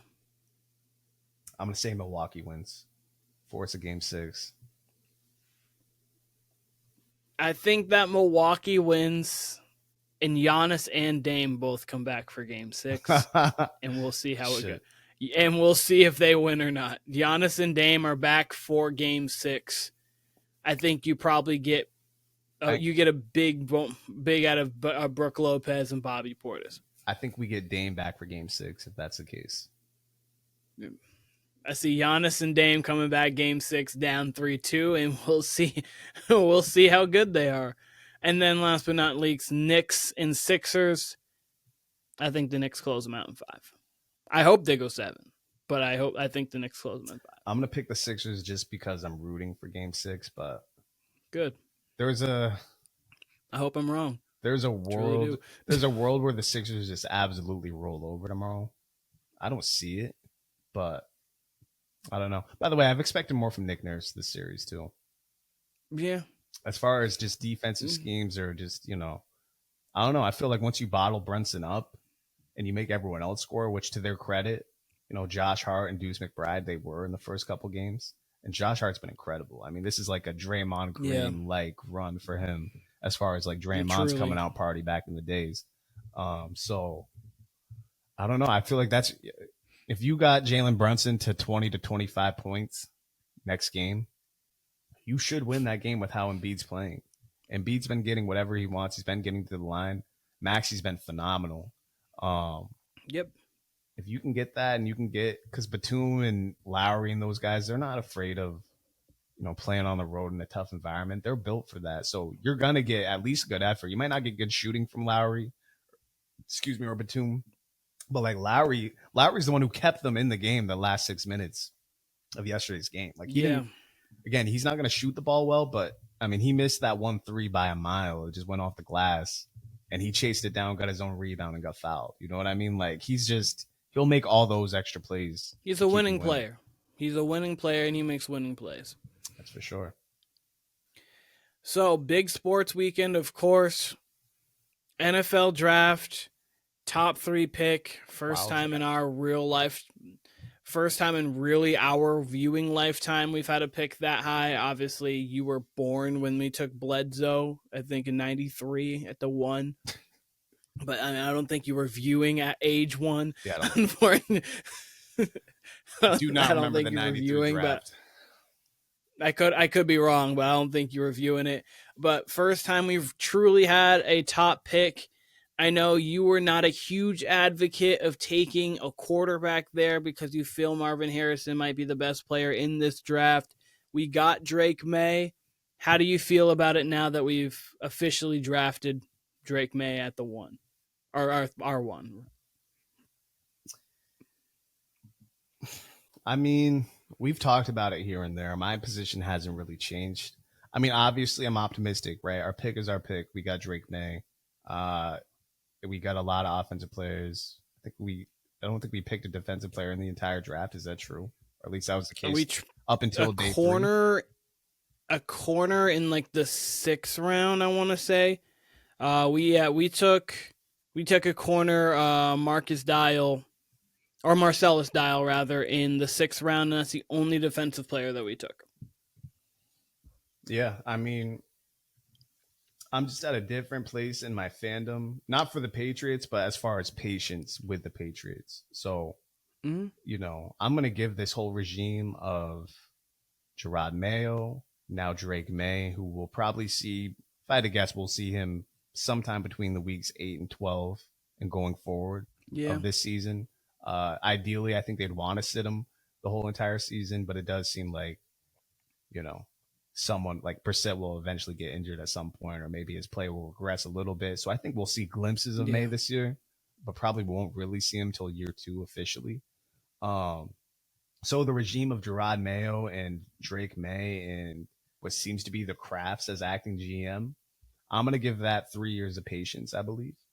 As far as, whatever this direction is supposed to look like. My whole thing with the Drake Maye pick, okay, is we got Mac Jones at 15 3 years ago, was it? Yep. And the reason why we took Mac Jones was because he was the best QB available. Not necessarily that we wanted Mac Jones or anything. It was just the quarterback that happened to fall to us at that pick. And I'm just not sure. Maybe the Pats would have took Maye if we had the number 2 pick, hypothetically. Would we have taken him at the number 1 pick? Okay. What's our view? Would we have taken Maye if he would have fallen to us at 4? Would we have traded up for him if we hypothetically had the 4 or 5 or 6 pick? I just feel like Drake Maye's kind of the same as Mac Jones in that regard. Is that we took him because he was the 3rd quarterback available, not necessarily the quarterback we wanted. And I could be completely wrong about that. When I read Drake Maye's scouting report, I think he has all the worst things you want in a QB as far as decision making, as far as forcing the ball. That's stuff that doesn't really change. They say he can't really read defense as well at this point. Will stick to his first read, gets confused after his first read. That's none of the stuff I like in a QB personally, especially the decision making. Obviously, he has big playability. Obviously, he can make all the throws. I don't know. I mean, we've talked about it on here. It's hit or miss anyway in the draft with QBs, especially, let alone the top three. You're telling me, okay, Caleb, Jaden Daniels, Drake go top three. The chances of all three of them being just like starting quarterbacks is pretty slim. And we know Jaden's gonna get his chances. Who knows? He doesn't quite have an NFL body. That's gonna be his thing. I think I'm skeptical of him staying healthy. I do think he's gonna make an impact there. I think that'll be a fun experience. Jaden Daniels at DC, but we'll see. Right? Caleb Williams, he's walking into a great position as far as like his team around him. They could be a playoff team next year. You talk to anybody who knows anything, he's an upper echelon prospect. He obviously has his flaws too. Everyone does, but especially with like forcing the ball and stuff like that. But by and large, he should be an impact player. And then you give me Drake Maye after that, and his issues are decision making and such. He just seems like the classic boomer bust quarterback that we've seen go this high, like a Zach Wilson, like a Mitchell Trubisky, that type. I just have a hard time just really seeing like, okay, he's going to be the savior. He's going to be the next person who pushes this, Patriots regime along. Like in 3 or 4 years, we're going to be truly competing. I just don't know about that, and obviously all of this is brand new with Gerard Mayo. Like it's from the top down, everything's brand new. So, I don't know. I really don't know. I would have a hard time believing that in 2 or 3 years we're going to be much happier. But that's just me being a skeptic of quarterbacks in general. So no, I would have, for a fan base that's been crying the entire since Brady left that we need weapons, and here we have literally the only weakness I've heard from Marvin Harrison. The only weakness I've heard is sometimes he doesn't get into his routes well. That's literally the only weakness I've heard from scouts or anything I've read, is that sometimes he doesn't get into his routes as well as you'd like. But other than that, he's an elite prospect. And he's the son of a former Hall of Famer. He was the best receiver prospect in this class. Much bigger, by the way. He's 6'3" compared to Marvin's 5'11". He's a much bigger guy than. It's kind of crazy. He's 4 inches taller than Marvin Harrison Sr. Yeah, I mean it's insane to me that we wouldn't we know we're probably going to be fourth in the division, at the most maybe third this year in the division. Who knows? You never know with injuries, and you never know in the NFL. You just never fucking know. But let's assume we're the bottom of the division and we're going to be picking towards the top of the draft next year again. What would be the problem with taking a bona fide prospect, could be an impact player next year, and Marvin Harrison, and getting a quarterback next year? Or obviously we know we probably could not have gotten Penix because the Falcons were going to take him anyway, but I would have been okay with taking someone like Penix in the second round, someone like that.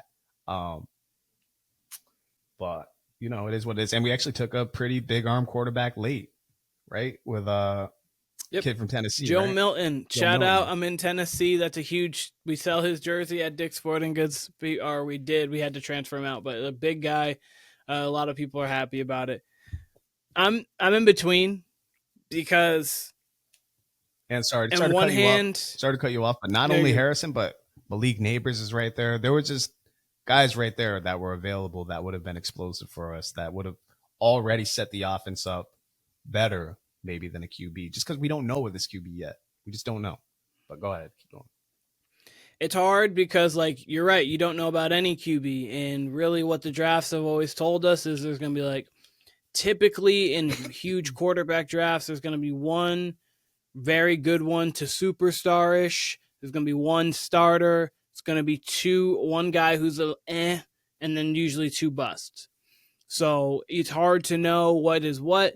Obviously, we've seen a Phillip Rivers. I think it was Phillip Rivers, Drew Brees and Big Ben. I can't think of the third one. Oh no, Eli. Sorry, not Drew Brees, Eli. And then obviously we had the Jim Kelly, Dan Marino, like that draft where that had a lot of quarterback potential, like and high end quarterback play, but it's few and far between. Could that be this one? Sure. Will it be? Probably not. Is what the history tells us. So, in one hand, it's like I hope not to have a pick this high again, but in reality, there's a possibility to. So it's like, well, how often are you going to have a choice to get a top flight talent at quarterback? Because he is a top flight talent. There's just things he needs to work on, obviously, but the potential is high. They compare him to a guy like Justin Herbert, where he has all the arm strength, he has all the arm talent in the world. We'll see how it happens. We'll see how he develops. So, like, you just don't know. And then on the other hand, it's like we get Marvin Harrison Jr., Jacoby Brissett's a proven solid quarterback, nice bridge quarterback in the league. We're 7-10, 8-9 maybe because we play well defensively. Offensively, we do just enough, and then we keep picking around 15, 16, and we don't ever get a chance to really get one of those top flight quarterbacks. But so that's the hard thing. We could have tried to do what the Bears did and trade out of that pick, maybe trade back to like a 5 or a 6, get someone like Malik Neighbors there, get draft capital for the next year, and if we need to, trade up to get one of those top pick. Like, there's a lot to do, and it's tough. The bright side is that we do have Jacoby Brissett, so he doesn't have to just start instantly, and we can, because like you don't want to go in like the Broncos. I don't know if anybody's ever said the bright side is we have Jacoby Brissett. Well, no, I don't mean in the sense of like, no, oh yeah, we've got the savior, of course, but like we've got a guy who is a serviceable starting quarterback in the league. Obviously, we know the starting quarterbacks, once you get past the top guys, it's like, what is there really? So you got a guy who's definitely can start in the league as a bridge guy for sure. Develop Drake Maye, and I would try if we can to make a move maybe for a receiver. We'll have to see. Probably, and I would wait until the trade deadline, see what Jalen Polk can be. He's a guy with strong hands, can make plays after the catch, a tough guy. So we'll see if he actually can become a true number one. Got Demario Douglas, Kendrick Bourne. It's in this team's a work in progress, and I just don't know how to go about it because I don't know what that feels like. Like, obviously we got Mac Jones and the defense was really good, so we were like bordering around a playoff team, and then we were bad. And we were just bad this year. This is the first true year after like a bad year in ever.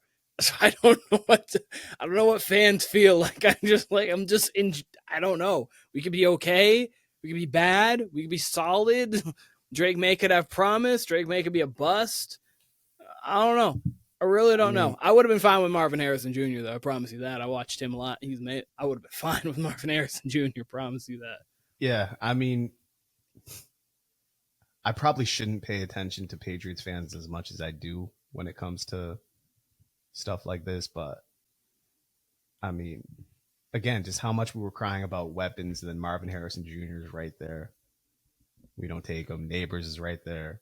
There's a teammate of Neighbors, right? LSU, they have another big time receiver who's like Roma Dunze. He went right. 9 to the he went 9 to the Bears. The Bears. They say they said this was about as loaded as a receiver class as it was a quarterback class, right? So yeah. All that everyone's been complaining about. You had 3 going to the top 10, right? And then you had 3 receivers going to the top 10, and then we're picking a quarterback who is considered mostly, if not 2 Caleb Williams, which isn't a bad thing necessarily, but we end up with a third guy at a 3. All right, I don't know. I mean, if you go through especially the last 10 drafts with quarterbacks, you're probably hitting them less than 50% just for starters. Like, it's such a crapshoot. Let me ask you this, Keenan, because you know college more than me. What's the difference between Drake Maye and Joe Milton? Not Joel. Joel's the offensive lineman. A position. Yeah. No, I know. Joe Milton. What's the difference between Joe Milton just a position. and Drake Maye? Because he's obviously a late round pick. He apparently can make all the throws too. So what's the real difference? Yeah, no, he has a very strong arm. He has a very strong arm to just the decision making and the promise. Like, he has a very strong arm, but like he can't. It's not different platform throws. It's not. The reads aren't there. It's kind of the same, little bit of the same. And the thing, Joe Milton can run. There were talks about possibly moving him to tight end, and then they were like, no, the Patriots scouted him as a quarterback, and he's not moving to quarterback.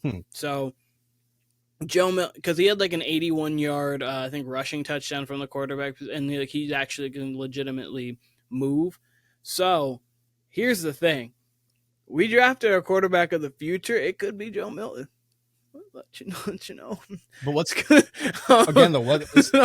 What's the real tangible difference between these two quarterbacks? Like, how far off do you think? Like, before the draft, how far off did you think those two were? Like, what, or just in general? I definitely thought that. Style of play, I didn't think they were like vastly. Just Joe Milton's gonna have more. Joe Milton's gonna have more like running bursts and like comparatively throwing wise, like. He was 20 touchdowns to 5 picks last year. He completed 64% of his passes, 2,800 yards. Like, Drake Maye just has so much more like gifted talent, and that's what you like. That's kind of what you go for. It's just like he has a little bit stronger of an arm. It's just the throws that he makes in windows. So, but it's just he's more. And Joe Milton kind of has just like they both have the same kind of erratic behavior at times, like where they kind of are just like, oh, they don't make the greatest of throws. But it sounds like Milton has gifted talent too. If he's got an arm and has he has gifted talent, and that's kind of the hard thing about quarterback evaluations. Is like it's because that's where I disagree with you. Is where you said, when are we going to get the chance to get a top flight quarterback? I think those are literally all throughout the draft. It's just a matter of how they're scouted and how, because it seems like a lot of groupthink when it comes to draft. Obviously teams have their own scouts and such, but like, I feel like you can get a talented quarterback, keyword they're talented, anywhere in the draft. Yeah. I just, what you make of them. Yeah, really. I mean, again, because we've just seen it with Zach Wilson. We've seen it with Trubisky. We've seen it with, who else? Blake Bortles is supposed to be a talented quarterback, multifaceted quarterback. There's just so many who are just end up being nobodies, or just even backups. You know what I mean? And I could completely see that being Drake Maye. I'm not wishing that on him, but I don't know. And then you got guys like Penix who win 8. That's the craziest move to me. Him and Cousins. Falcons completely subscribed to my quarterback solution if I was a GM, and that's just take as much quality quarterbacks as you can. So glad to see me and the Atlanta Falcons are on the same page. That's going to be an interesting one.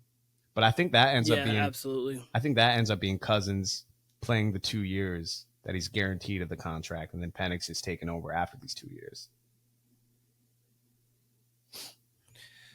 Yeah, but wait and see. We'll see if Drake Maye becomes something. We'll see if Joe Milton become anything. I'm excited to see what the Patriots do in the future. I have nothing but just wait and see. Yeah, I have no real expectations at all. I do think Mayo's going to be a good coach. I'm skeptical of the front office. And, we'll see what we do with the talent. We do have defensive talent. The offensive picks very much seemed in the Belichick mold, especially the receivers, especially given the explosion that was out there.